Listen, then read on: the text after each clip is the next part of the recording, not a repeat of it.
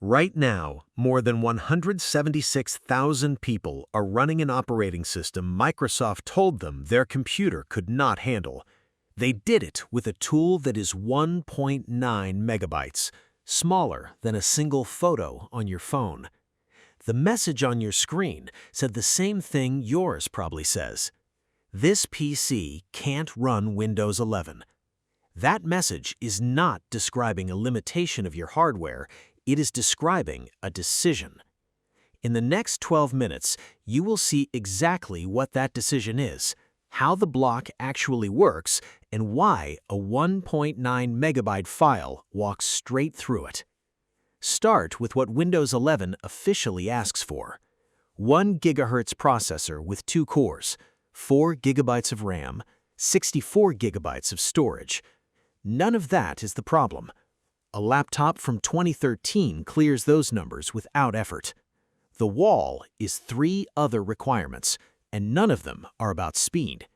UEFI firmware with secure boot, a processor on an approved list, and TPM 2.0. Microsoft's public position is that these exist for security. On December 3, 2024, the company published a blog post titled TPM 2.0, a necessity for a secure and future-proof Windows 11. The message was blunt. The requirements are not changing. Older machines are not welcome. Most people accepted that because it sounds technical. It sounds like your hardware is simply too old to be safe. Here is what that explanation leaves out. TPM stands for Trusted Platform Module. It is a small cryptographic processor. It stores encryption keys. It records measurements of your system as it boots. It guards credentials so they never sit exposed in normal memory. That part is real. TPM 2.0 is a legitimate security component. It is not marketing.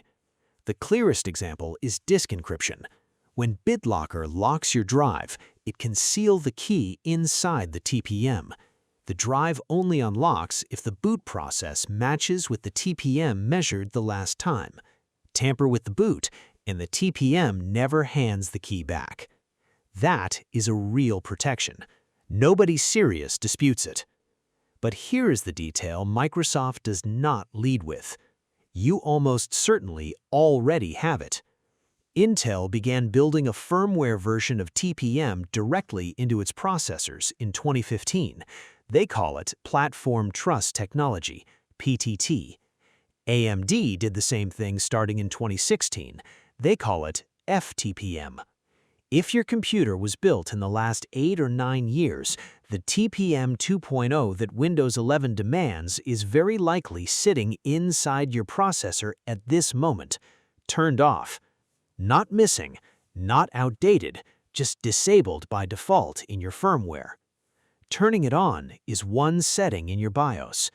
Intel PTT enabled, or AMD fTPM enabled. Save and exit. Millions of machines showing this PC can't run Windows 11 are a single toggle away from passing. So if the TPM is already there, what is actually stopping these computers? The answer is the second gate, the approved processor list. Windows 11 does not only check whether you have TPM 2.0, it checks the exact model of your processor against a list Microsoft maintains. For Intel, that list begins at 8th generation. For AMD, it begins at Ryzen 2000. Now hold two facts next to each other. Intel has shipped firmware TPM 2.0 since 2015.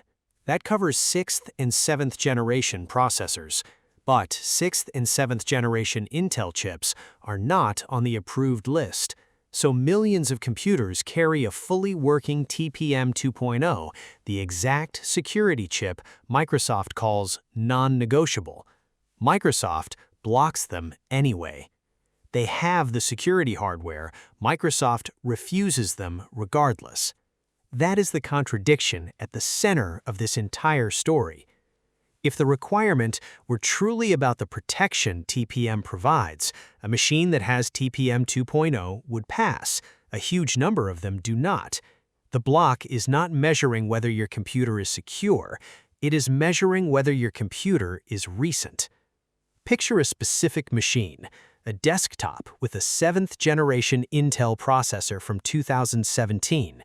It has platform trust technology built in, so it has TPM 2.0. Enable it, enable Secure Boot, and the machine meets both security requirements Microsoft says it cares about. It still fails, because the processor is 1 generation below the line Microsoft drew. Same security, wrong year. Blocked. There's a third requirement worth naming because it works the same way. Secure Boot. Secure Boot checks that the code loading during startup is signed and trusted. It is a firmware feature, and on most machines built in the last decade, it is already present. Like the TPM, most machines simply ship with it switched off. So 2 of the 3 security requirements are already sitting in hardware most people own. Disabled, not absent. Now we reach the part that exposes the mechanism completely. The check that produces "this PC can't run Windows 11" lives inside a single file in the installer. It is called appraiserres.dll. When you run Windows 11 setup, that file runs your hardware against the requirements and decides whether to let you continue. It is a gate inside the installer. That is all it is. A free tool called Rufus, and the current version is 1.9 megabytes, does one straightforward thing. It builds your installation drive with that gate switched off. It replaces or removes appraiserres.dll. Then it writes a few values into the installer's own registry. Bypass TPM check, bypass Secure Boot check, bypass CPU check, each one set to 1. That's the whole method. And here is the part that matters most. Rufus does not modify Windows. It does not patch the kernel. It does not crack anything. It does not hand you a tampered operating system. Once Windows 11 is installed, it is a completely standard, unmodified copy, the same files Microsoft ships to every new PC on Earth. It bypassed one thing, the check at the front door. Think about what that tells you. If your 7th-generation processor genuinely could not run Windows 11, the operating system would break after installation. It would crash. It would refuse to load. It does not. It runs exactly as it would on a machine bought yesterday. The requirement was never a technical dependency. It was a checkpoint. And the checkpoint was optional the entire time. Microsoft knew this. For a period, the company's own official instructions stated that a clean install from a USB only required TPM 1.2, not 2.0, and did not verify your processor against the approved list at all. That text stayed on Microsoft's website until February 4, 2025, when it was quietly removed. So let's be precise about what is actually happening here. Microsoft has a security requirement that is real. TPM 2.0 does what they say it does, but Microsoft enforces that requirement through a processor list that rejects machines which already meet the security standard. The outcome is simple. A message enforced by one deletable file pushes a large number of fully capable, fully secure computers into obsolescence. And the timing is not an accident. Windows 10 stopped receiving free security updates on October 14, 2025, so the pressure is deliberate. The machine still works. Microsoft is retiring the software behind it to move you onto new hardware you did not need to buy. Look at the scale of it. Industry estimates put the number of Windows 10 PCs that failed the Windows 11 checks in the hundreds of millions. That is not a small group of unlucky machines. That is a designed cutoff.